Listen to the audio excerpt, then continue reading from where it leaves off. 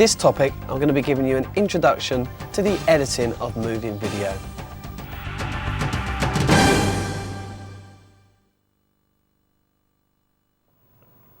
Okay, so the first thing I need to do is select clips. Now this is the working desk area where all the editing features of the system are found. Now there's no footage loaded at the moment into the machine, so I'm going to start off by doing this. So if I select record from VTR, now we're connected to a normal VTR beta SP. Okay, and you can see here that we have the normal standard tape controls. Obviously rewind, fast forward, stop and play. Okay, so if I just start playing this tape, I can also use this orange control bar to physically spool through the video, like so. Okay, so what we're going to do first is we're going to do a feature of crash recording. Now this means bringing in video without any time code, so we're not being specific about how much we're bringing in. And the way that I do this is, first of all, just by selecting play, and then a little button will come up saying now.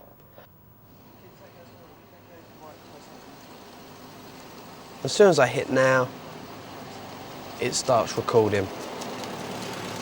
And then to stop recording, I just simply press down and then stop the video. So now, if I deselect record, you'll see there that the footage has appeared on the desk as a clip. Okay, now we can also, if you just see to the right of desk, we have a function called source, which basically gives us our source time code or the number of frames that we're using. Okay, now the working desk area is exactly the same functionality of the table within the paint box. Okay, so I can just simply take hold using a pen and tablet as if it was a picture, and just move this wherever I want in the working desk area. Now if I use the orange clip control bar there, you can see I can just scroll through the video, like so. I can also, like the table and paint box, I can just make a copy of this footage and then do a concertina to bring this back, like so. But as soon as I've brought this back into what would normally be a stack, we've actually created a reel. But I'm going to go on to that and talk about reels a little bit later on. So to open this reel up, I just select the middle box, okay, and I'm just going to throw these away by simply slipping these below the baseline. Now all the features within the desk only become active when the clip is placed back on the baseline, like so. Then you can see all the normal functions will appear. Okay, so if I select the orange clip control bar there, we can simply scroll through the footage. But obviously that's quite small at the moment, so again, if we select desk, this will bring us to full screen and just scroll through like so. Also we have the number of functions down here. The first arrow just brings it to the start and to the end of a clip. The next arrow just simply moves on frame by frame, like so, backwards or forwards. And then we have just a normal play, forwards or in reverse. So just select reverse, like so. Okay, so if I hit desk again, what you can see there is we also have the little A, which means that I have audio selected on this clip. Okay, so we're going to insert another piece of footage, but this time we're going to do it slightly different. We're going to bring in the video by entering in timecode, so we can be a lot more accurate about how much or what piece of footage we're going to bring into the system. Okay, so again, I could physically go and find the particular time code that I want. You can see the the current timecode changing in this blue numeric box, or I can type in the specific timecode that I want to find, which is 23:49:30. As soon as I select that into the inbox, like so, you can see the current timecode has changed to there. Now if I select Q, the system will then just go off and find that particular piece of footage. Now what we're going to do now, we could normally select an out point, but what we're going to do is select a duration of say 200 frames, and this will automatically give me my out point. And also we're going to deselect the audio, so we're not going to bring any audio in at this time, and just simply select do clip. Now this will go and do a 7-second pre-roll and bring this in to the system.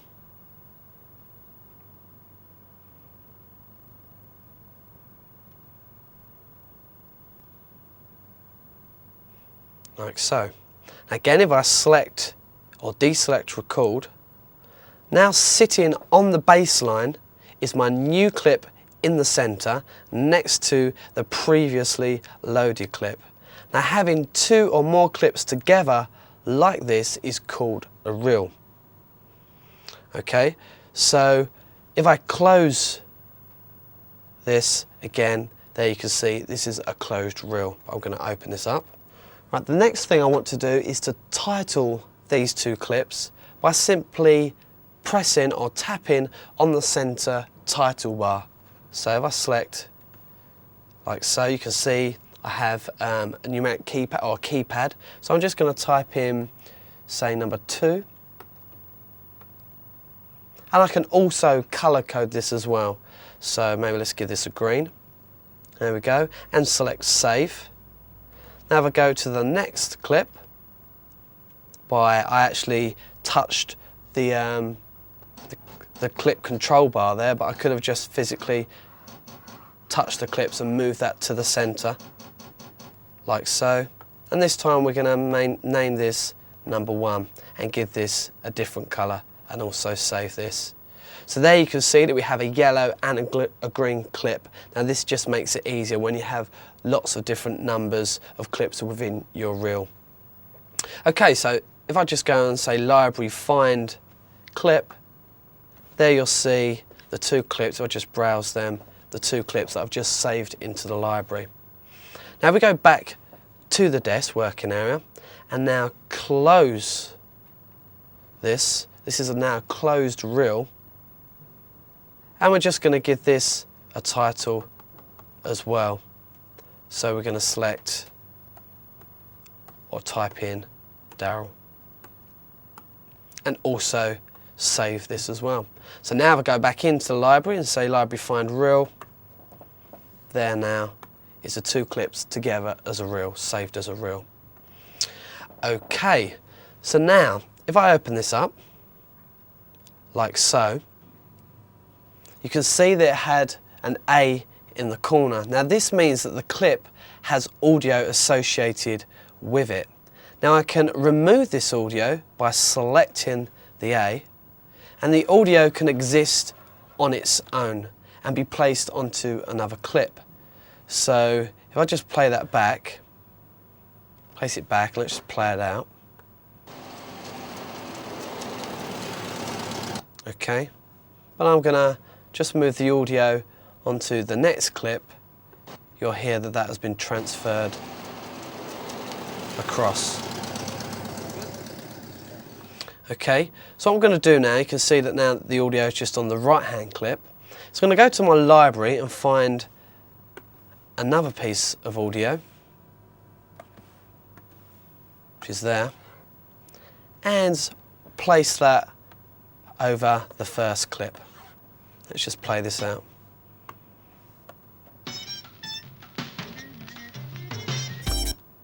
Okay. And what we're going to do now is, by just tapping on the frame number of the clip, opens it up and shows a series, or shows the series of frames. Now I can cut the clip by selecting snip. So let's go and cut or move along to a particular point. And we can either snip before or after this central frame. Okay, so I'm going to snip before, like so. Go along a little bit further.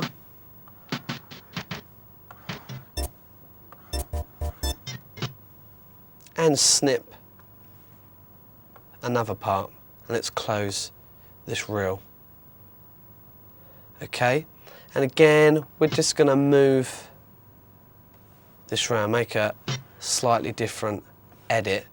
And what you're going to see there is that although the pictures or the video has been changed, but so has the audio. So let's just play this out.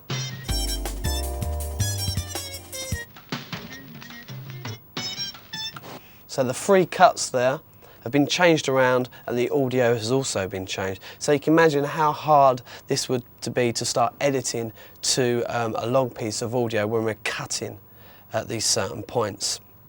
Now the way that we can get around this problem is to bring in an audio, or bring in the audio as a separate backing track.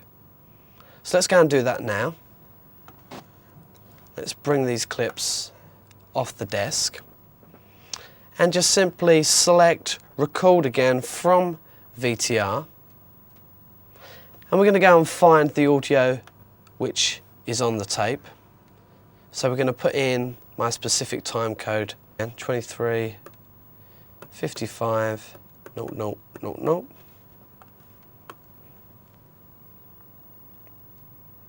Okay, so that's gone off and found my audio at that point, like so.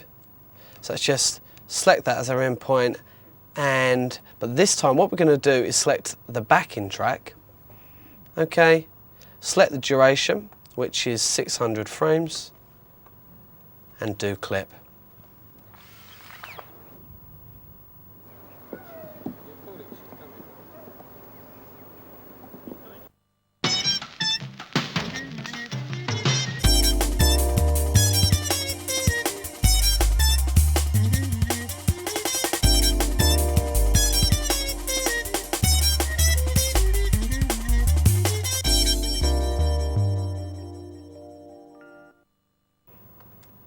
Let's go back to the desk. Nothing has seemed to happen as there's no clip displayed. But when I select backing track and bring a clip down, we can hear that the backing track is being played out, but only to the length of this clip, which is 200 frames.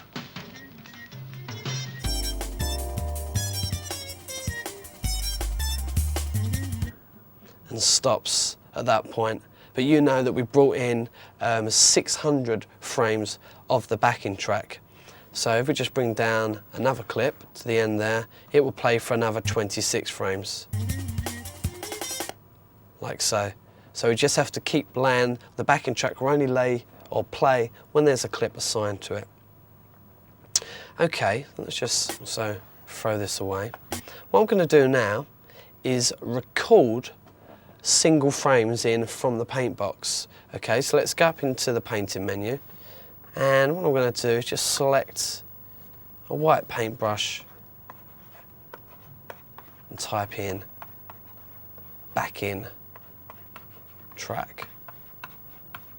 Okay, so when I go back down and select record, what I'm going to do is just select in many and 300, and then tapping the screen will just bring me 300 blank frames of this backing track. Now you might be a little bit confused to why I'm doing this, but this will all come apparent in a minute. Okay, so there's my 300 frames, like so. And I'm just going to place that into my working area. So we can now start to work on my edit. So let's also throw this away. Now this is my first piece of footage that I'm going to use. So let's just play this out. Okay, and what I want to do is find a good in point where it's on the move. So let's start from the blue there. And like before, I can either select the desk and just go snip before, open up the clip, and just throw that away. Okay, so I'm happy with my in point, but now what I need to do is find the point where the beat changes. So let's just play this out. Select my backing track. Okay, very quick, but what we can see there is if we just toggle back frame by frame, there we can hear that exactly on 30 is where that beat comes in. Now next to the audio or the backing track here, what we can do is get a snippet of audio, and we can go up to 19, and if I just go in frame by frame, you'll see that that's played 19 frames of the audio, but I want to be quite accurate, so I'm just going to go into 4.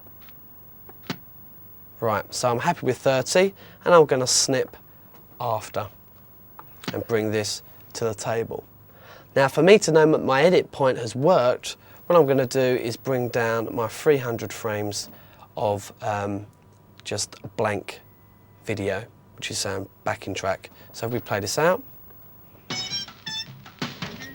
so that moved right on the beat. Okay, so let's go and get in our next piece of footage.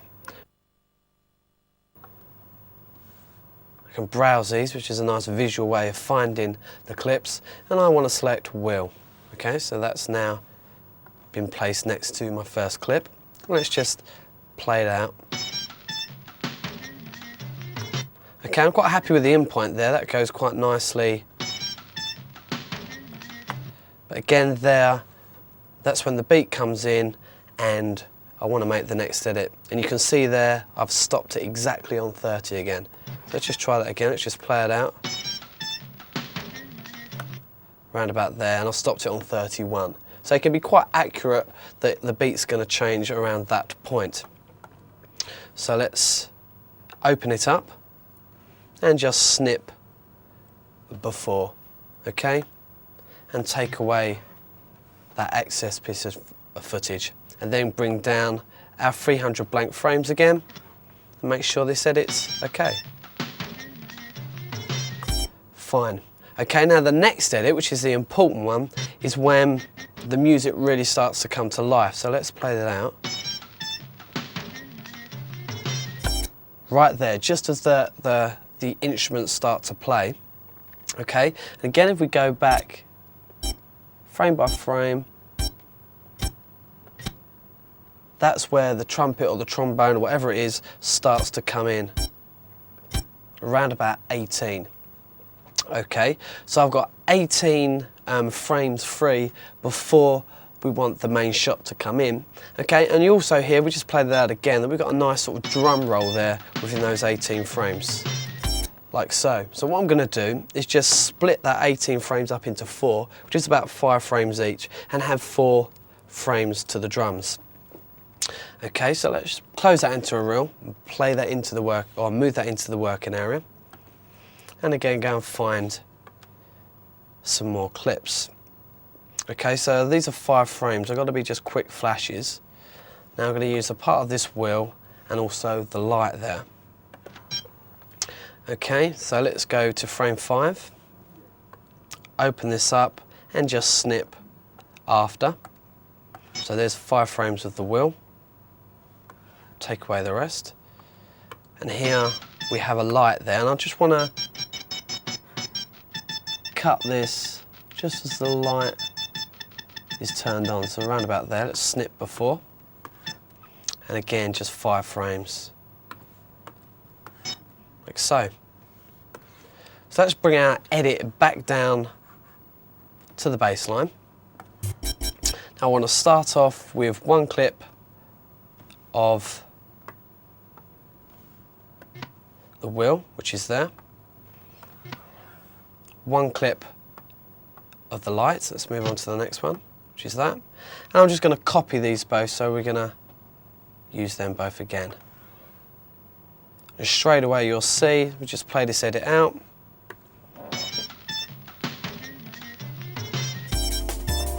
Okay, just nicely those 4 quick edits before the next one comes in. But I think you'll agree there that the last one is just slightly out.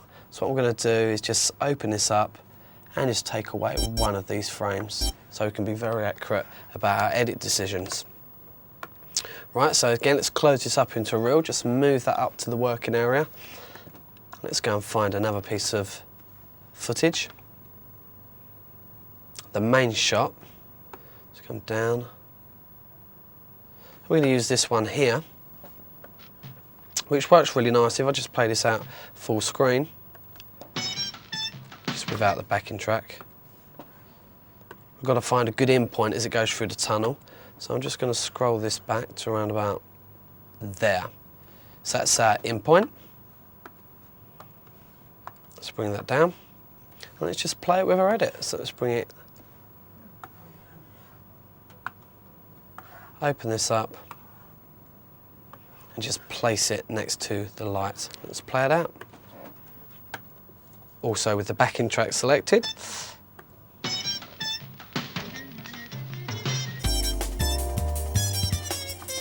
Okay, what we're going to do now is let's go and find another piece from the library, and we're going to create a mix between the next two clips.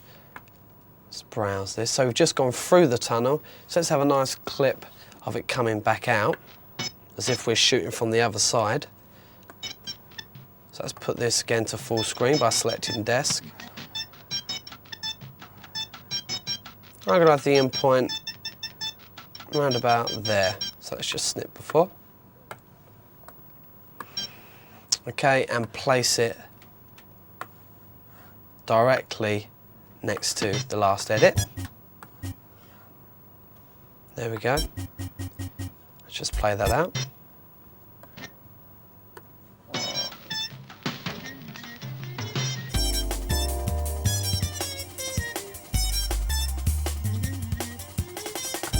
Okay, now you notice there that the first clip was far too long, so we're going to just take away some of that, snip after.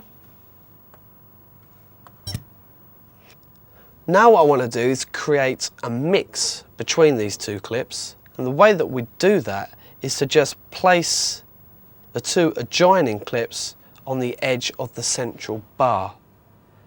And now mix within the system is called splice. So if we select splice, like so, what we need to do is as if we're going to overlap sections or the end of the clip and the start of the second clip and then mix between those two.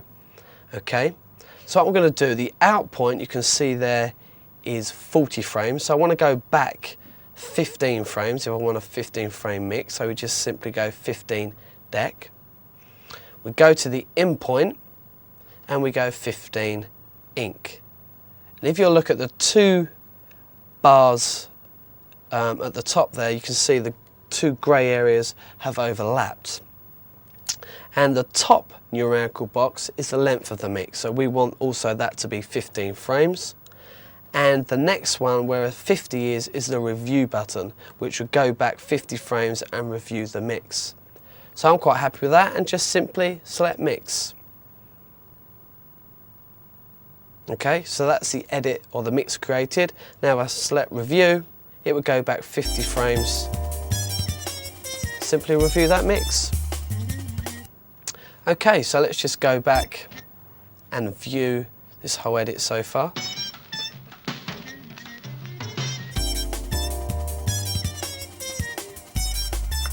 There we go.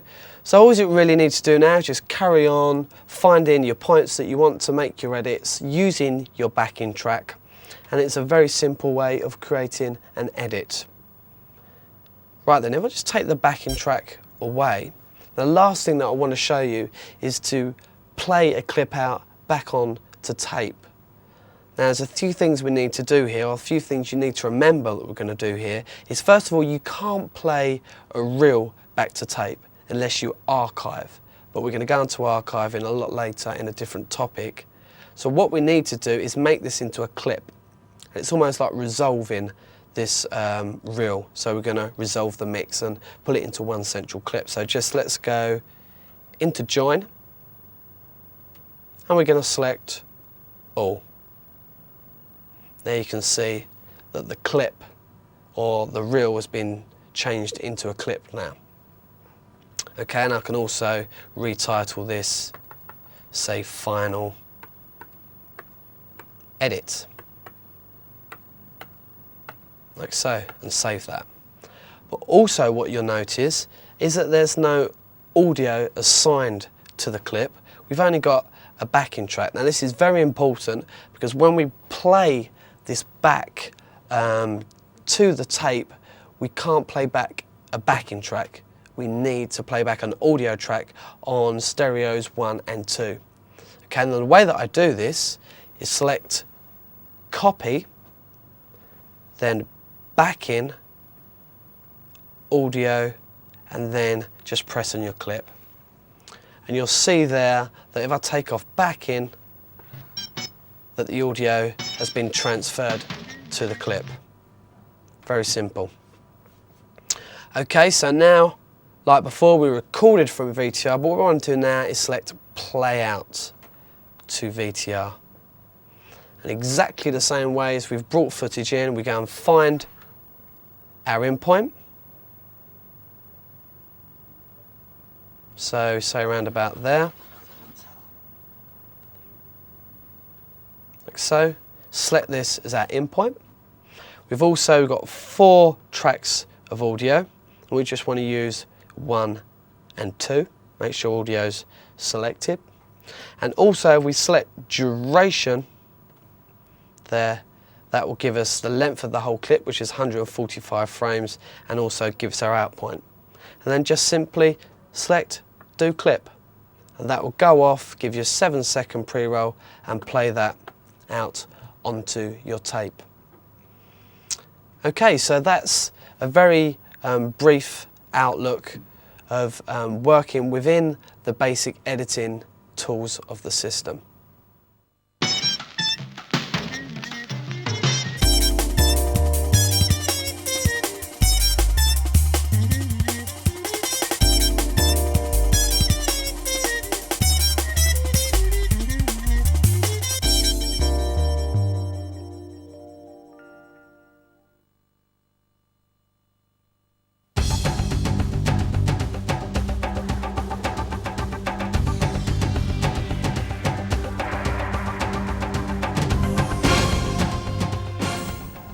In this topic, I'll be manipulating clips on the desk.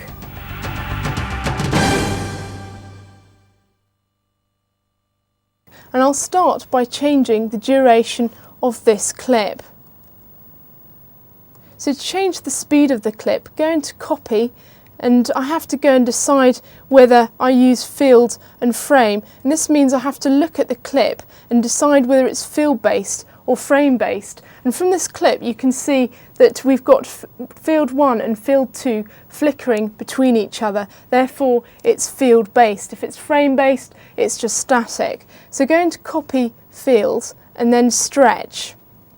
Here you see we can insert the numerical value for the total amount of frames that we want to go in our clip. So for here, for instance, I've got 25 frames, which will be less than the original amount. So the speed of the clip is obviously going to be quicker.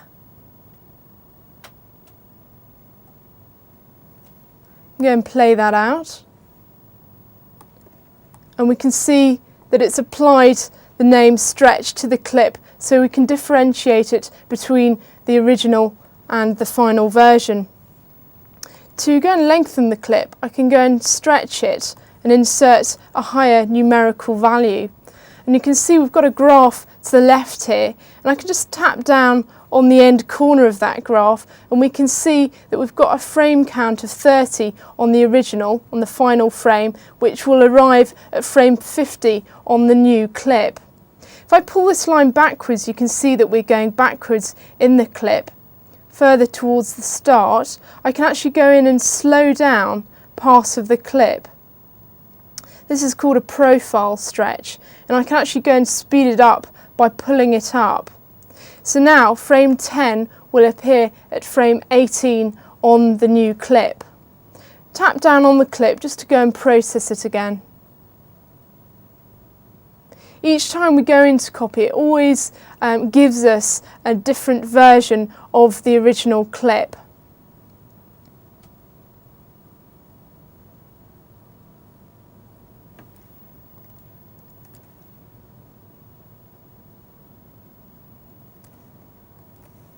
There is an alternative graph that we could use within copy. If I go into stretch again, there is a graph called speed. And this basically gives me a horizontal line. So it's providing me with the same information, but providing it to me in a different way. For instance, here we've got the constant speed, the original speed at 1. And we can go and change the whole of the speed of the clip just by pulling that line down.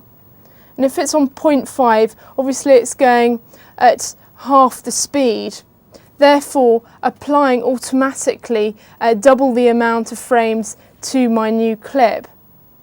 Also, if I go and pull this line up, say to 2, it's going at twice the speed. So we can see on the right there, it's gone and halved my frame count. To go and default this graph, just turn off speed and turn it back on. Now what we're going to do here is again slow down the beginning of the clip, so I'm just going to lock off that point there just by pressing on it, and then I'm going to pull down this line in the corner here. We can see that it automatically compensates for my changes on the graph in terms of frames.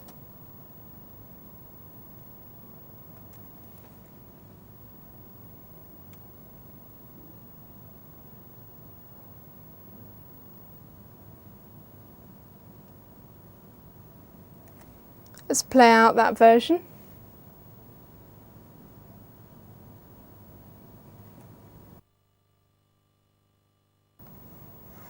Also, under copy, there's a function called average.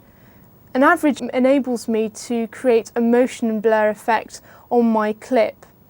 Average won't actually affect the duration of the clip, but will merely merge the frames within it. Here, for instance, we've got a clip where we want to merge the people in the background but keep the foreground figure in focus. So by going into average, we can insert a numerical value which will alter the amount of frames we want to merge the clip over. So we've got quite a high number here. And again, I can just tap down on the clip to start processing. So each new frame is made up of the average of the previous 20 frames. So as we can see, as the clip progresses, so the effect gets more pronounced. And we can actually see that each frame is being processed there from the previous 20.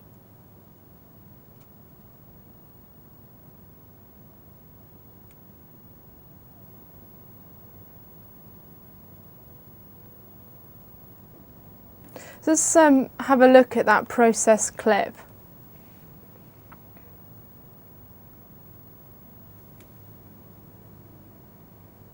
There's another form of motion blur effects which enable me to go in and integrate the frames together. For instance, here I've got an integrate on 10, which will actually shorten my clip to 7 frames long. You can see here it takes every 7 frames and merges them into one frame.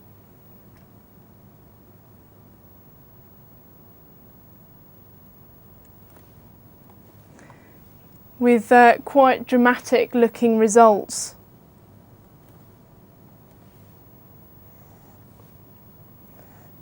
Also within HAL, we're able to go in and bring down any frame that we've created, say in painting, graphics, effects, or paste up, and sell it back to the desk.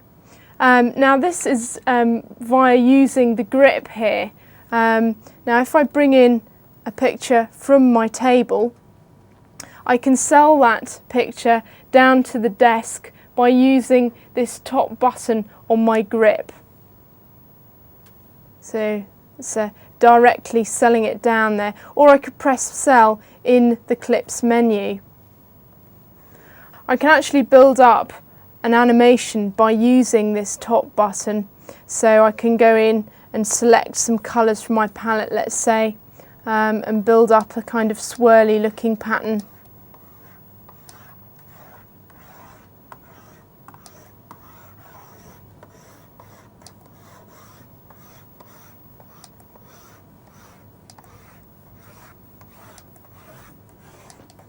So I'm literally just adding to the picture that we're already viewing, and that can now be seen as an animation on the desk area.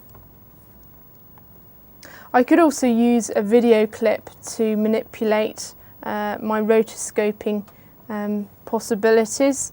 For instance, here I want to go in and create an animation using the outline of the horse. So again, I'm going to use a size variable brush to do this. I'm just going to draw it as a stencil. I could be drawing directly on the clip, say shading it or applying a separate colour to it. But applying a stencil enables me to go and separate the stencil from the clip as a separate line drawing.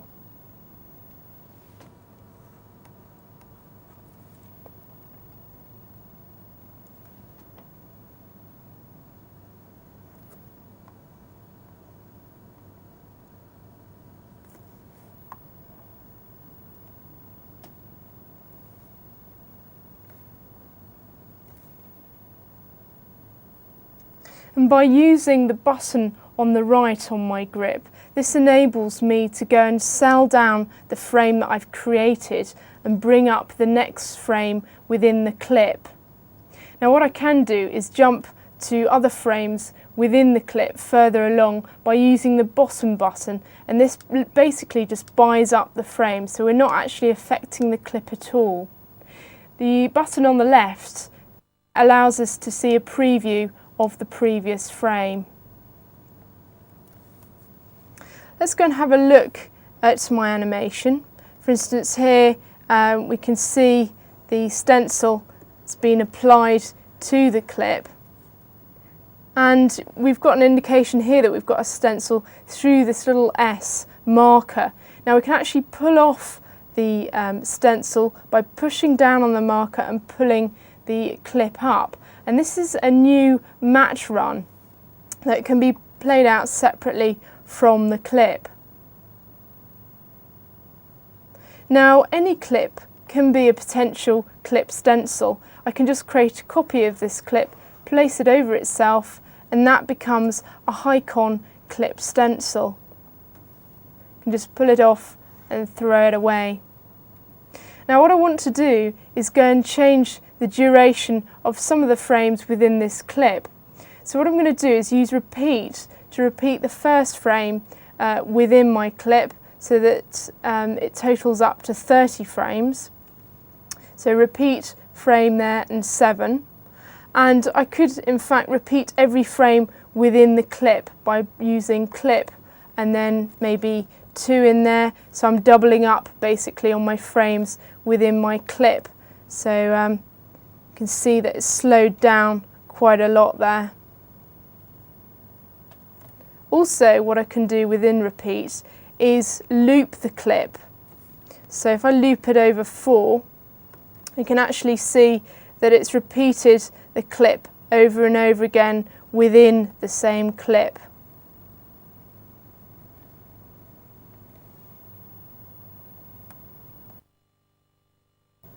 Often on HAL, I will receive material where it's either been created on a 3D system and a mat's been entangled with a fill, as you can see here, so that we can be a bit more accurate with finding the essential mat for each frame.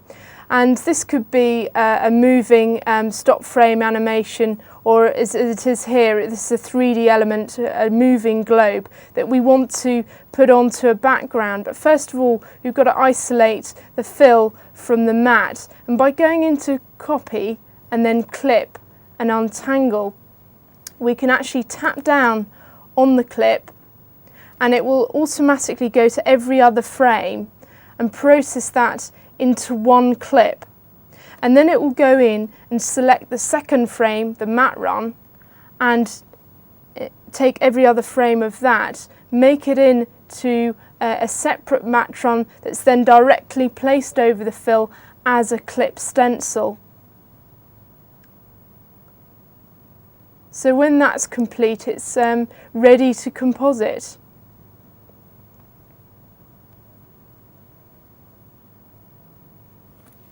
We can see there that we've got the stencil that's associated with the fill, and I can pull off that stencil there and just show you that we've got our mat completely separately there. Place it over our fill. We can just go in from the table, load up a picture and cut out the clip and the stencil and apply it to that background. So once that's processed, it will look something like this.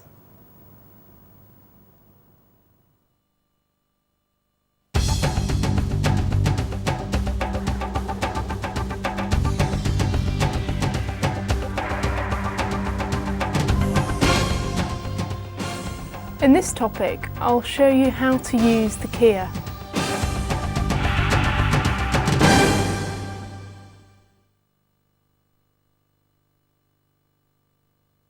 And I'll start off by showing you this example that I've created, where we've got various video elements that I've used, and I've keyed them in various different ways. So I've got the rushes here that I used, and they vary in their complexity to key. Let's start off with that first example. And just by selecting him, so he should be in the centre of your screen, we can go straight up to effects and key the example. Now I'm going to turn field on so that stabilises the picture, and just selecting one field at a time there, and go straight into the keyer. The keyer provides me with a sub-menu where I can go in and select luminance and chrominance. Now, just in case, just reset that menu structure and press delete clear. So this will default any values that anybody else has previously put into the machine. And then to apply your key, just simply tap on the blue screen area. So what I'm doing here is I'm using the luminance and the colour of the pixels to select my key. If I make a mistake, I can simply go back to undo, and that undoes my last tap.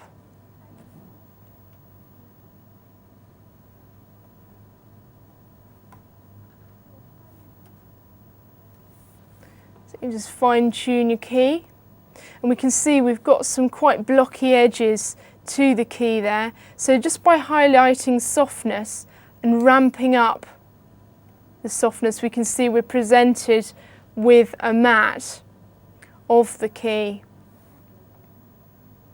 And you can see it gradually encroach there on the object. So just bring down the softness slightly there. And I can see that key throughout the clip by pulling along this timeline here. So once I'm happy with that, just simply go in and do the clip. And so as this is processing, you can see that each frame of the mat run is actually being sold to the clip desk as a clip stencil.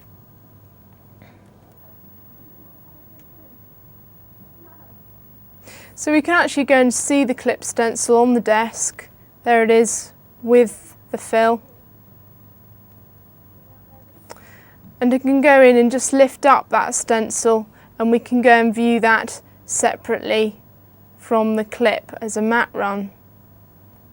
So what we can do now is go and montage that over my background. So I've got a clean version of my background here, and I can just set that as my background and then go and cut out the clip with its stencil.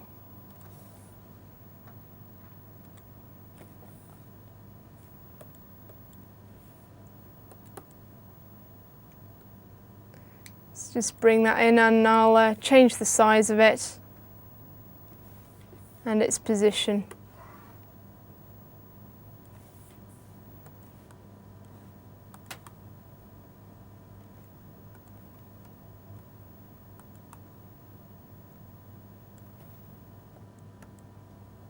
can actually see now that that works against the background. The next example is slightly more complex in that we had problems with the reflection of the blue screen. You can see there on the actual object. So we're going to have to get rid of that in some way. So first of all though, I want to create a key just to reflect the outline of the object. So in the same fashion as we did do before, just select a midpoint on the clip, tap down,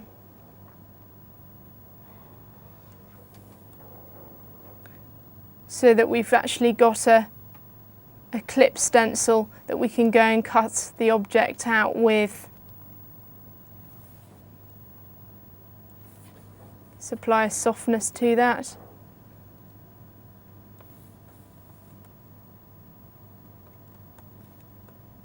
And we can actually see how that stencil's made up. If we go into values, we're confronted with Y and U and V, and here we can actually adjust the key using, say, the U values there. These are all the threshold values, and I could say apply some softness to that value.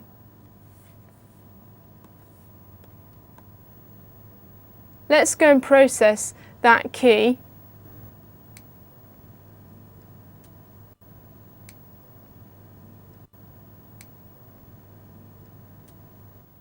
So once that's finished processing, I'm actually going to go and colour the edge of the object to get rid of that nasty sort of blue spill.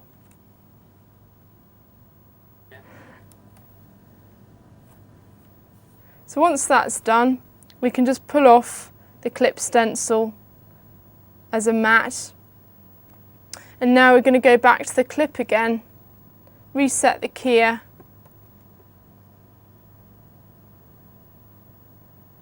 and just select the centre of the object. This time I'm going to go and change my key to another colour, so maybe picking up yellow this time. So it just shows up a bit better there.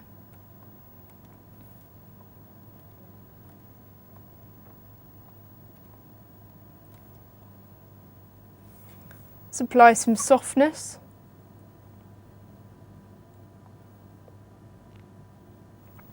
I'm going to directly use that keyer now in conjunction with the colour corrector. So if I go into saturation, just bring down the saturation levels.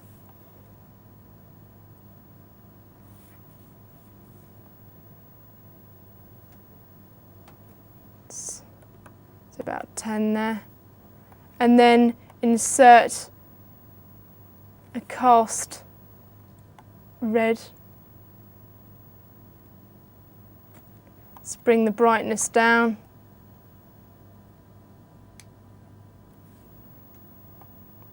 And take out some of the blue that's already remaining in that background there. We can go and process that in conjunction with the key there. So what we're doing here is colour correcting the clip whilst using the key simultaneously. Now this key hasn't been processed, but we're using it whilst in a different menu. The desaturated red. So once that colour correction has been processed, you can see we've got an old and a new version on the desk here. There's my new version and there's the old. We want to go and pull off the new version. Just delete the new, the old. And then just select the matte run that we processed earlier and place it over this new clip. So that's now ready to cut out and add to my montage. So I'm just going to go and change my stencil colour here. There's my new colour, and just insert that in the box. Just use last. And often background doesn't actually appear down here, so if you go up to painting and back to paste up, it then appears. Let's move the timeline along.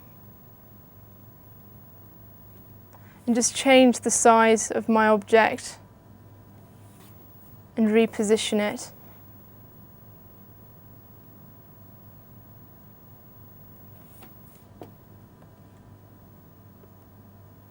Now I have both of my objects on the screen there, and you can see we've got rid of that nasty blue edge from the reflection of the blue screen. Now we've got another element here, a bunny, where we need to go in and obviously separate him from his background. This is even more complex because there is a soft edge to him. So we're actually going to have to go and either colour correct the edge, or what we could do is directly composite him straight over the clip. So you have to make sure that your background's selected first, then the clip, and then if you go back to effects, let's just reset the key. And in the same way as before, tap on the blue area but select background first. You can actually see that you can pull through that background clip.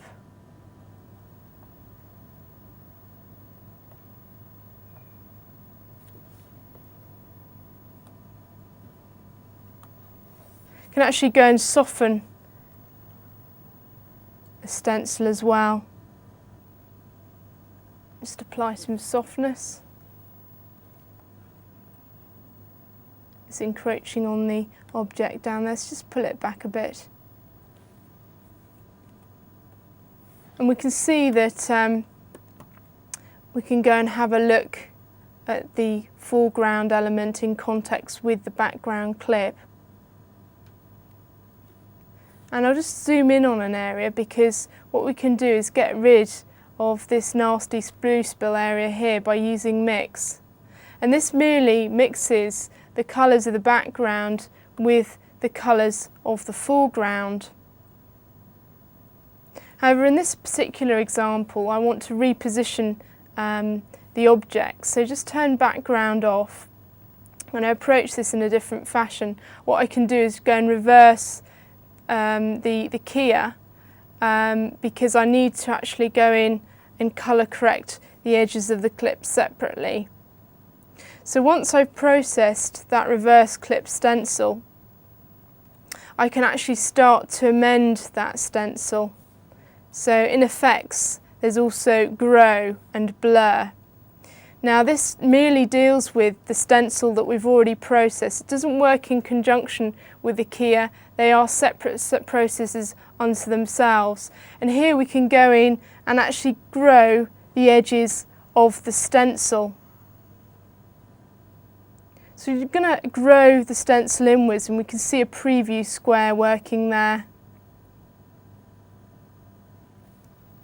And we can do all of the frame, or by pressing do it, we can process the whole of the clip. So we can see the processed version here, and you'll notice that there are holes within the stencil, and this is because there were obviously more transparent areas of the key to begin with, the key that we went and processed, and by actually growing it inwards we emphasise those weak points within the original stencil. Now I can get rid of those in various ways. There's 3 ways that we could change that matte. We could either go in and rotoscope out frame by frame each one of those flickery white dots, or we could take black cutouts in paste up and then move it around using the keyframes to then cover over those white areas. Or if you've got the keyframe curves, go up into graphics and go into curves, and here we can simply go and draw our shape that we want to use to cover those areas.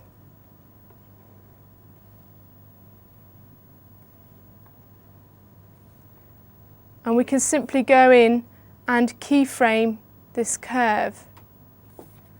So by pulling this area down here, you can see it's interpolated between those 2 points. It's a very useful function to create garbage mats. I can actually reposition the whole of that curve just by tapping on the centre of it and pulling it down.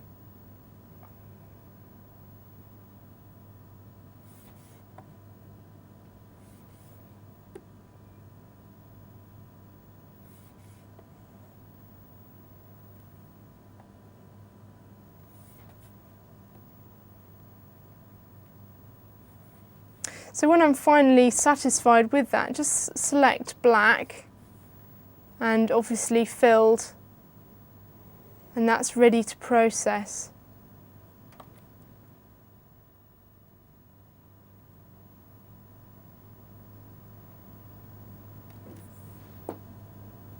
Now we can take the new version of that mat run, place it over the clip again, and as you can see there, we've got rid of those holes within the stencil.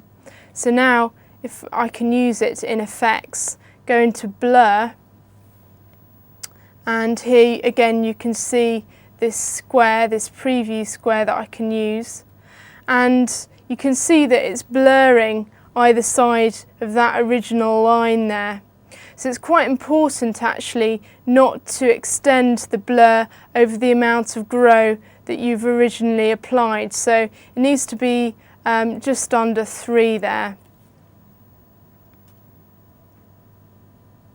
So that's fine. Let's just do all of that frame. And then just press do it to process the whole of the clip stencil. Got a finished version on the desk here. And now that's ready to go in and colour correct.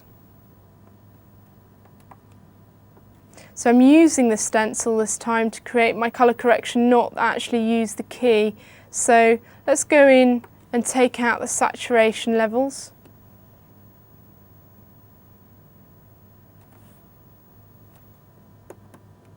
And I'm just going to add a kind of sepia tone by adding red and green.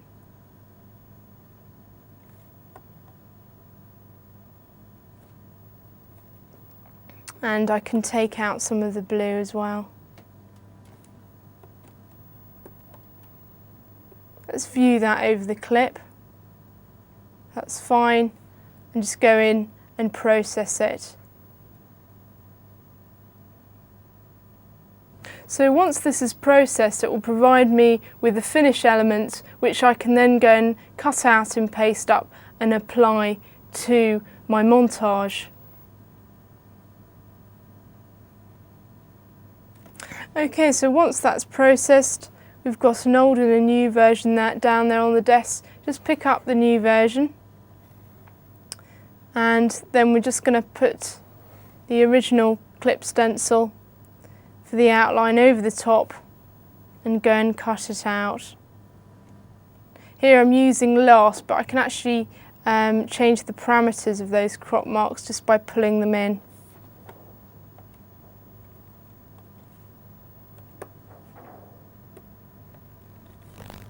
Let's size it down.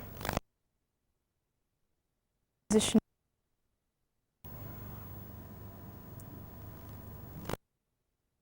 To change the priorities here to bring the other element further forward.